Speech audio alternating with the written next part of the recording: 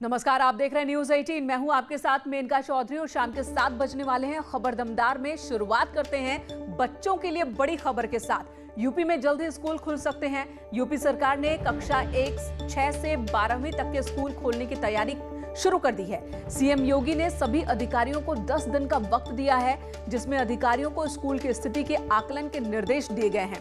अधिकारियों को स्कूल में कोविड प्रोटोकॉल का पूरा ध्यान रखने के निर्देश दिए गए, यानी जब कोविड से निपटने के स्कूल में पूरे इंतजाम हो जाएंगे तभी स्कूलों को खोला जाएगा। लगभग 10 महीने से बंद स्कूलों को खोलने की तैयारी सरकार कर रही है। कक्षा 6 से लेकर कक्षा 12 तक के स्कूलों को 10 दिन के अंदर खोलने के लिए मुख्यमंत्री की तरफ से निर्देश दे दिया गया है। मुख्यमंत्री ने कहा है कोविड-19 के नियमों का पालन किया जाए और स्कूलों को खोलने से पहले वहां का स्थलीय निरीक्षण भी किया जाए। सीएम ने साफ कर दिया है कि 10 दिन के अंदर बाकायदा इसकी रिपोर्ट बनाई जाए और फिर कक्षा 6 से 12 के बच्चों का शिक्षण कार्य शुरू किया जाए। स्कूलों की तैयारी क्या होगा, ये भी एक बड़ी चुनौती होगी कि आखिर कोविड-19 के नियमों का पालन हो और बच्चे वापस स्कूलों में आ सकें और अपने पठन पाठन का कार्य शुरू कर सकें। वीडियो जर्नलिस्ट रवि के साथ अजीत सिंह, न्यूज 18 लखनऊ। और इसी बीच एक और बड़ी खबर छात्रों के लिए ही है। सीबीएसई बोर्ड की परीक्षा की तारीखों का ऐलान कर दिया गया है। 10वीं की बोर्ड परीक्षा 4 मई से 7 जून तक ऑफलाइन मोड पर होंगी, जबकि 12वीं के एग्जाम्स 4 मई से 11 जून तक होंगे। प्रैक्टिकल एग्जाम 1 मार्च से शुरू हो जाएंगे। परीक्षाओं का रिजल्ट 15 जुलाई तक आएगा। शिक्षा मंत्री रमेश पोखरियाल निशंक ने ट्विटर पर डेट शीट जारी की है। 10वीं का इंग्लिश लैंग्वेज लिटरेचर का पेपर 6 मई को होगा, जबकि 12वीं की परीक्षा की शुरुआत इंग्लिश इलेक्टिव और इंग्लिश कोर के पेपर के साथ होगी।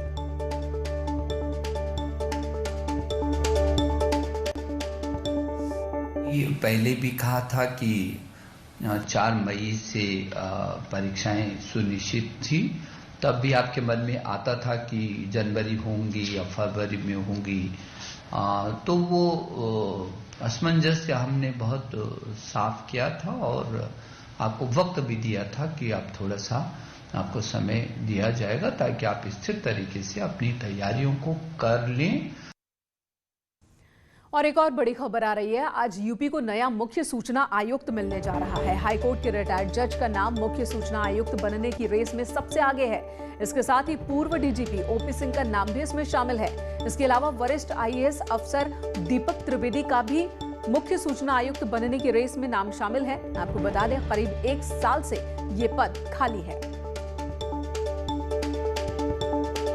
2 तस्वीरें इस वक्त आपके सामने। ओपी सिंह और दीपक त्रिवेदी, ये वो 2 नाम हैं जो इस रेस में सबसे आगे चल रहे हैं। पूर्व डीजीपी ओपी सिंह का नाम इस रेस में शामिल है। वहीं वरिष्ठ आईएएस अधिकारी हैं दीपक त्रिवेदी, उनका नाम भी इस रेस में आगे चल रहा है।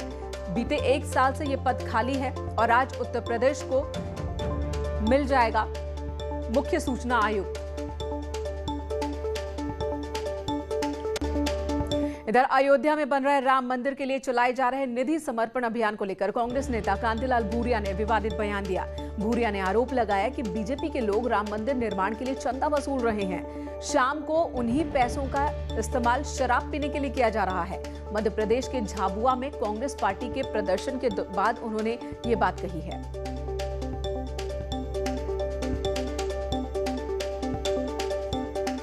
और कांग्रेस नेता के इस विवादित बयान पर योगी सरकार में मंत्री मोहसिन रजा ने पलटवार किया।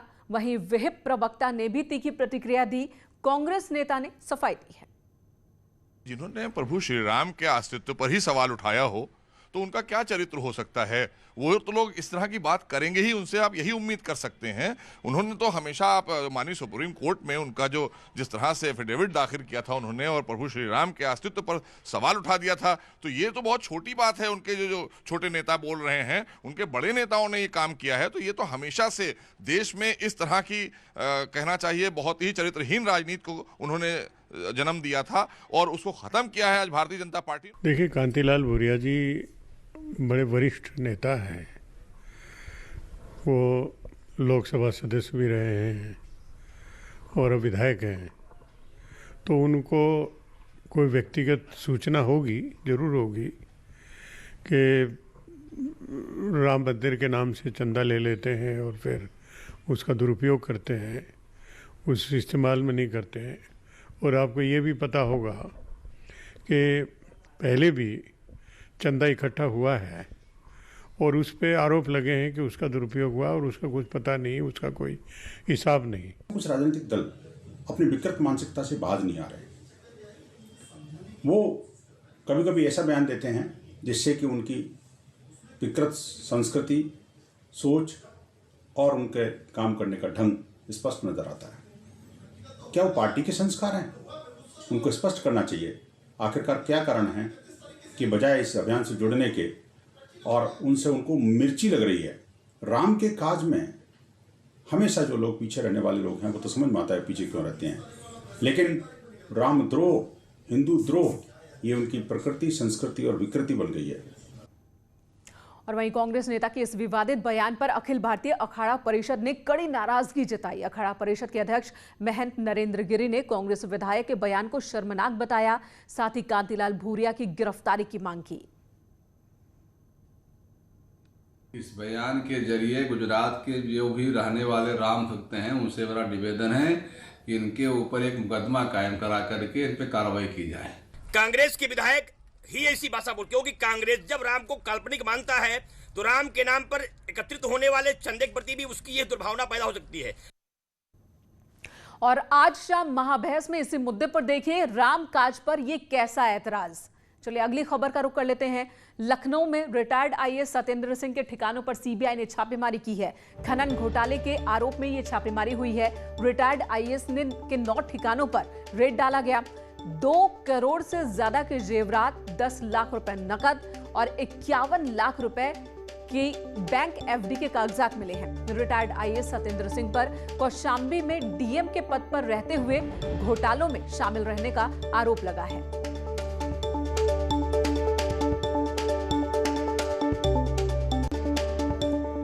दिल्ली पुलिस ने गाजीपुर बॉर्डर पर लगे बैरिकेड्स के आगे सड़क पर लोहे की नुकीले कीलें लगा दी हैं और इसके अलावा पैदल आने जाने वाले लोगों को रोकने के लिए नुकीले तार भी लगाए हैं। 26 जनवरी को हुई हिंसा के बाद पुलिस ने यह कदम उठाया है ताकि दोबारा उपद्रव ना हो, ये पुलिस का तर्क है। बिछा दी गई है।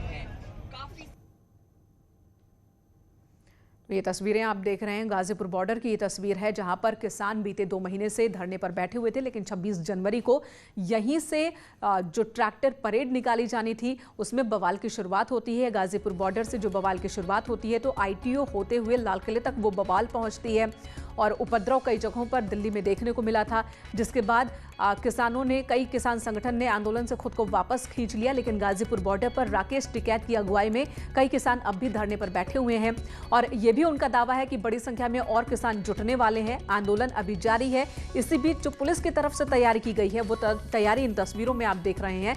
बाकायदा यहाँ पर सुरक्षा इंतजाम के नाम पर नुकीले तार लगाए गए हैं, कांटे लगाए गए हैं, कील लगाए गए हैं ताकि गाड़ियों को आने से रोका जा सके और पुलिस का कहना है कि उपद्रव को रोकने के लिए ये कदम उठाए गए हैं। और उधर शिवसेना सांसद संजय राउत आज गाजीपुर बॉर्डर पहुंचे और किसान नेता राकेश टिकैत से उन्होंने मुलाकात की। गाजीपुर बॉर्डर पर तारबाड़ पर भी उन्होंने कहा कि अगर इसी तरह का तारबाड़ चाइना बॉर्डर पर की गई होती तो आज चीनी सैनिक देश की सीमा में दाखिल नहीं हुए होते। इतना रोड अगर चाइना बॉर्डर पे बंद करते तो चीन का जो अंदर घुस गया है ना चीनी सेना, वो अंदर लद्दाख में नहीं घुस जाती। पूरे देश के किसानों का ये जो आंदोलन चल रहा है ना उसको पूरा समर्थन है और महाराष्ट्र से खास करके आज महाराष्ट्र के मुख्यमंत्री और शिवसेना प्रमुख उद्धव ठाकरे साहब ने मुझे खास भेजा है यहाँ हम सबको टिकैत साहब को मिलने के लिए कि हमारी पूरी ताकत शिवसेना सरकार आपके साथ है। ये कांग्रेस नेता राहुल गांधी ने भी निशाना साधा। उन्होंने गाजीपुर बॉर्डर की तस्वीरों का एक कोलाज ट्वीट किया और केंद्र सरकार पर हमला बोला है। राहुल गांधी ने लिखा है, ब्रिज बनाइए, वॉल नहीं, दीवार नहीं बल्कि पुल बनाइए, और इसी के साथ ये तस्वीरें शेयर की है। वहीं समाजवादी पार्टी के प्रवक्ता अनुराग भदौरिया ने सरकार पर निशाना साधा। उन्होंने ट्वीट किया कि सरकार, ये किसान हिंदुस्तानी है, ये कोई पाकिस्तानी, बांग्लादेशी या फिर चीनी नहीं जो आप नुकीले तार और जरूरत से ज्यादा फोर्स बढ़ाकर डरा रहे हो। प्यार से बात करो और समस्या का समाधान करो। जय जवान जय किसान हैशटैग के साथ उन्होंने ये ट्वीट किया।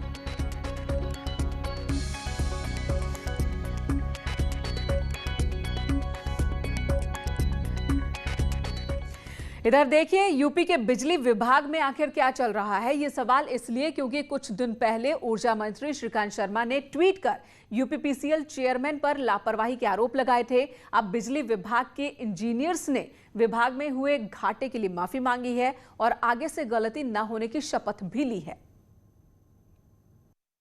यूपी के बिजली विभाग में पता नहीं क्या चल रहा है। आज यूपी पावर ऑफिसर एसोसिएशन सम्मेलन में ऊर्जा मंत्री श्रीकांत शर्मा के सामने बिजली इंजीनियर्स ने माफी मांगी।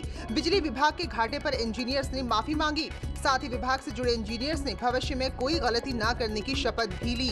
इस मौके पर श्रीकांत शर्मा ने कहा कि इंजीनियर्स भ्रष्टाचार का जरिया न बने और उपभोक्ताओं का उत्पीड़न किसी भी कीमत पर बर्दाश्त नहीं किया जाएगा।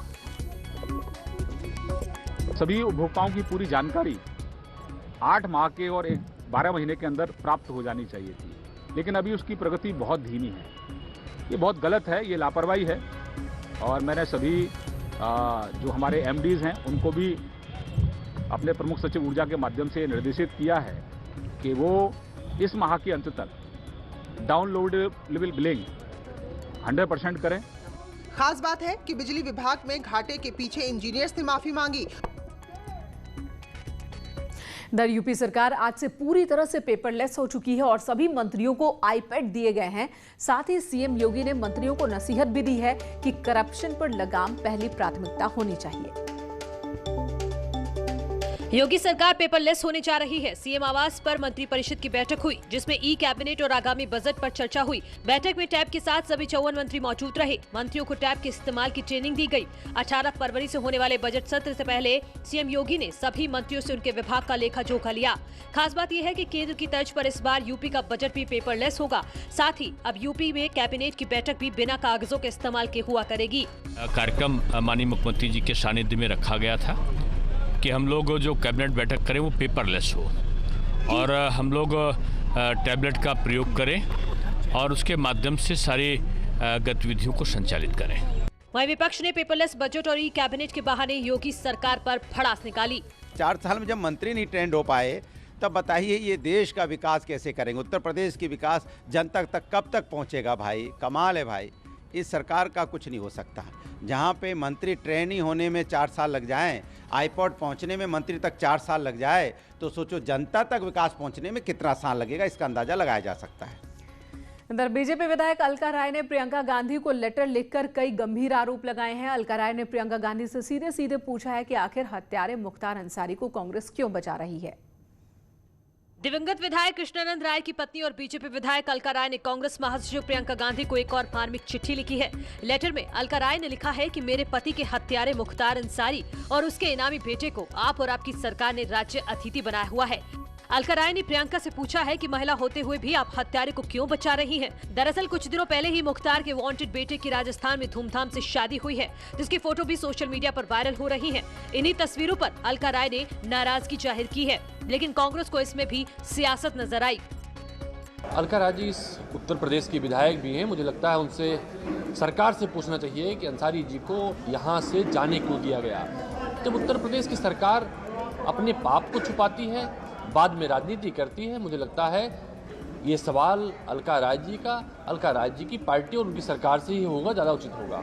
अलका राय इससे पहले भी मुख्तार के मामले में पंजाब सरकार के रवैये को लेकर प्रियंका गांधी को चिट्ठी लिख चुकी हैं।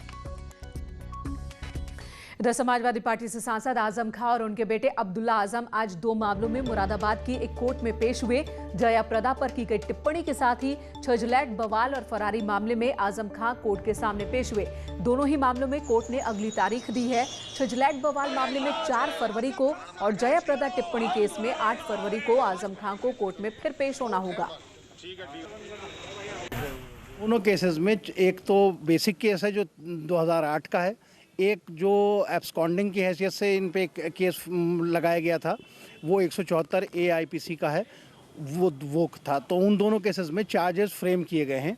एक केस में अब्दुल्ला आजम साहब पे और आजम खान साहब पे, और एक केस में खाली आजम खान साहब पे। अगली डेट क्या लगी है? अगली डेट एक केस में तो लगी है 4 तारीख और एक केस में लगी है 8 तारीख। दोनों ही मामलों में आज पुलिस ने आजम खान और उनके बेटे अब्दुल्ला आजम को कोर्ट में पेश किया। कोर्ट ने छजलाइट वाले मामले में आजम खान को दोबारा 4 फरवरी को पेश होने के आदेश दिए हैं, तो वहीं जयप्रदा वाले मामले में अब्दुल्ला आजम और आजम खान को 8 फरवरी को दोबारा न्यायालय में पेश होना होगा। उसी दौरान इन दोनों पिता पुत्र पर पुलिस आरोप पत्र भी दाखिल करेगी। अब देखना होगा कि इन दोनों मामलों में पिता पुत्र को जमानत मिलती है या फिर अगली date. Video journalist Piyush Sharma के साथ फरीद शमसी, न्यूज़ 18 मुरादाबाद। खबरें अभी और भी हैं, रुकेंगे एक छोटे से ब्रेक के लिए, तुरंत लौटेंगे, आप बने रहें हमारे साथ।